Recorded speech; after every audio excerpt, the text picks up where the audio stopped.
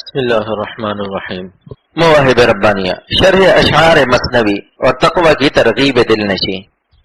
دوران گفتگو ارشاد فرمائے کہ مولائے روم صاحب قونیہ فرماتے ہیں، غرض صورت بگزری اے دوستا، غرض صورت بگزری اے دوستا، گلستہ است گلستہ است گلستہ۔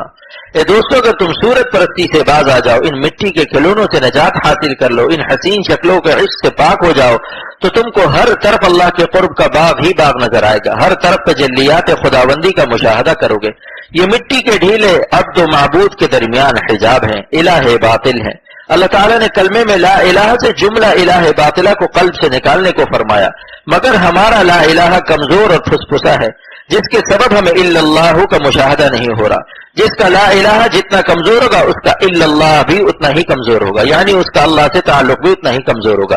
اس لیے غیر اللہ کو دل سے نکالو۔ مولانا فرماتے ہیں تبر بردار وہ مردانہ بزن، ہیں تبر بردار وہ مردانہ بزن، چو علی وار ای در خیبر شکن، چو علی وار ای در خیبر شکن۔ نفس کو مارنے کے لیے اس پر مردانہ حملہ کرو، چوڑیاں پہن کر زنانے حملے سے یہ نہیں مرے گا۔ مثل حضرت علی رضی اللہ عنہ نفس کے اس در خیبر کو توڑ دو، بس ہمت کر لو، پھر نفس کو مغلوب کرنا کچھ مشکل نہیں۔ واللہ میں مولانا روم کی اس مسجد میں قسم کھا کر کہتا ہوں کہ ہر شخص کو اللہ تعالیٰ نے گناہ چھوڑنے کی، گناہ سے بچنے کی، نظر بچانے کی طاقت و ہمت عطا فرمائی ہے، پھر اتقوا کا حکم دیا ہے، پھر یغضوا کا حکم دیا ہے۔ اگر طاقت نہ ہوتی تو اللہ تعالیٰ ہم کو گناہ سے بچنے کا، نظر بچانے کا حکم نہ دیتے، کیونکہ اگر طاقت نہ ہو پھر حکم دیا جائے تو یہ ظلم ہے، اور اللہ ظلم سے پاک ہے۔ یہی دلیل ہے کہ ہم میں گناہ سے بچنے کی طاقت ہے، لیکن ہم طاقت چور ہیں، ہمت چور ہیں، اس طاقت اور ہمت کو ہم استعمال نہیں کرتے۔ قدرت اجتناب عن المعاصی کا ثبوت بالتمثیل۔ اگر کوئی کہے کہ نہیں صاحب میرے اندر تو نظر بچانے کی طاقت ہی نہیں ہے، جب کوئی حسین شکل سامنے آتی ہے تو میں اپنے اندر نگاہ بچانے کی طاقت ہی نہیں پاتا، بے اختیار دیکھنے لگتا ہوں، تو یہ شخص جھوٹ بولتا ہے۔ اور اس کی دلیل یہ ہے کہ حکومت کا کوئی ایس پی یا کوئی چھٹا ہوا بازاری غنڈہ پستول لے کر آ جائے اور کہے یہ میری خوبصورت بیٹی ہے، میرا حسین بیٹا ہے، میں نے سنا ہے کہ آپ بڑے نظر باز ہیں اور آپ کا دعویٰ ہے کہ آپ کے اندر نگاہ بچانے کی قدرت ہی نہیں، لہذا ذرا اس کو دیکھو تو صحیح، ابھی گولی سے تمہارا کام تمام کر دوں گا۔ تو بتاؤ پھر یہ نظر باز صاحب دیکھیں گے، یہ آنکھیں بند کر کے آنکھوں پر ہاتھ بھی رکھ لیں گے کہ کہیں اس کو شبہ نہ ہو جائے کہ دیکھ رہا ہے اور گولی مار دے۔ کیوں صاحب اب طاقت کہاں سے آ گئی؟ جان پیاری ہے اس لیے نہیں دیکھتے، اگر دیکھوں گا تو جان جائے گی۔ جس دن اللہ جان سے زیادہ پیارا ہو جائے گا تو پھر ان حسینوں کو نہیں دیکھو گے، کیونکہ پھر کہو گے کہ ان کو دیکھنے سے میری جان اور میرا نفس تو خوش ہو جائے گا، لیکن میرا اللہ ناراض ہو جائے گا، اور اے نفس مجھے اللہ تجھ سے زیادہ پیارا ہے، لہٰذا میں اپنے اللہ کو خوش کروں گا اور تجھے ناراض کروں گا، تیری خوشیوں میں آگ لگا دوں گا، لہٰذا جان سے زیادہ اللہ کی محبت حاصل کرو تب گناہ چھوٹیں گے۔ اسی لیے حضور صلی اللہ علیہ وسلم نے ہم کو یہ دعا سکھائی، اللہم اجعل حبک احب الی من نفسی و اہلی ومن الماء البارد۔ اے اللہ آپ اپنی محبت مجھ کو میری جان سے زیادہ، میرے اہل و عیال سے زیادہ اور شدید پیاس میں ٹھنڈے پانی سے زیادہ کر دیجئے۔ گناہ کا سبب قلت محبت ہے، جب ایسی محبت عطا ہو جائے گی اور اللہ ہر چیز سے زیادہ محبوب ہوگا تو محبوب کو ناراض کر کے اپنی جان کو خوش کرنے کی ہمت نہ ہوگی۔ دعا کرے کہ اللہ تعالی ہم سب کو ایسی محبت عطا فرما دے کہ آپ ہم کو ہماری جانوں سے زیادہ محبوب ہو جائیں، ہمارے اہل و عیال سے زیادہ ہمیں محبوب ہو جائیں، اور شدید پیاس میں ٹھنڈے پانی سے زیادہ محبوب ہو جائیں۔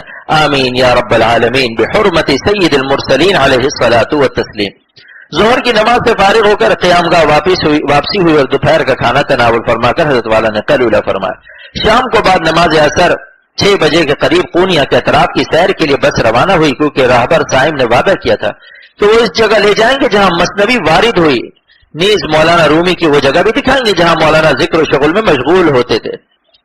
تقریباً 15-20 منٹ کے بعد راستے سے ذرا ہٹ کر ایک جنگل کے قریب جہاں درخت اور سبززار تھا ہماری بس ٹھہر گئی، اور راہبر صائم نے بتایا کہ یہی وہ جگہ ہے جہاں مثنوی کا آخری دفتر لکھا گیا۔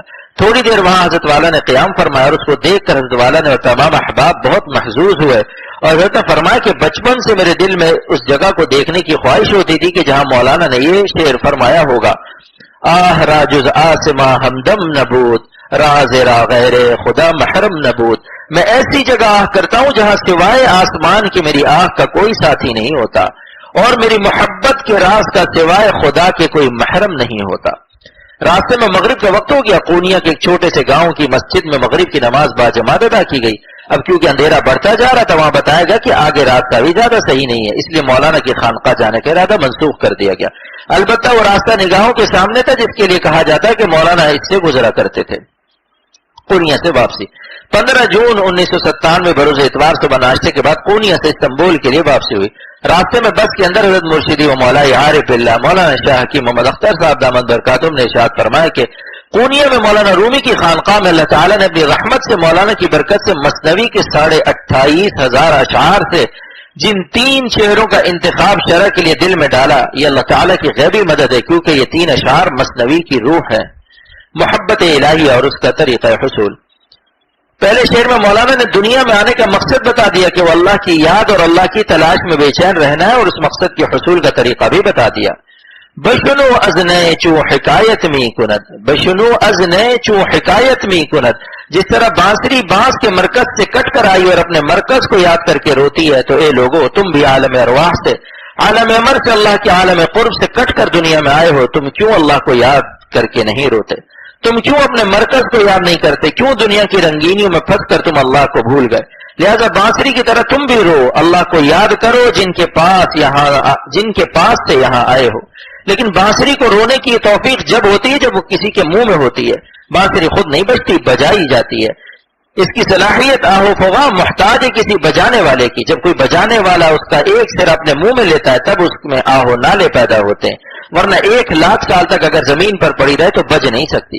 اسی طرح تمہاری روح کے اندر بھی اللہ کی یاد میں رونے کی صلاحیت موجود ہے، مگر رونا نہ جب نصیب ہوگا جب کسی اللہ والے سے تعلق کرو گے، اپنا ہاتھ اس کے ہاتھ میں دے دو گے، اس کو اپنا مربی بناؤ گے۔ اس تعلق کی برکت سے اس اللہ والے کا درد دل تمہاری روح میں داخل ہو جائے گا، اور پھر تمہاری روح بھی مثل بانسری کے اللہ کی یاد میں رونے لگے گی۔ اور اہل اللہ کی صحبت کا کیا اثر ہوگا اس کو دوسرے مصرے میں بیان کرتے ہیں۔ وَأَزْ جُدَائِهَا شِکایت می کند، وَأَزْ جُدَائِهَا شِکایت می کند، جس طرح بانسری اپنے مرکز کی جدائی کا غم بیان کرتی ہے، خود بھی روتی ہے اور دوسروں کو بھی رلاتی ہے، اسی طرح تمہاری روح بھی اپنے اللہ کی جدائی کا غم بیان کرے گی، خود بھی روئے گی اور دوسروں کو بھی رلائے گی اور اللہ کا دیوانہ بنائے گی۔ بانسری کی مثال سے مولانا نے یہ سبق بھی دے دیا کہ تم اللہ کی یاد میں رو نہیں سکتے جب تک اللہ والوں کی صحبت میں نہ رہو گے۔ اللہ پاک عمل کی توفیق عطا فرمائے۔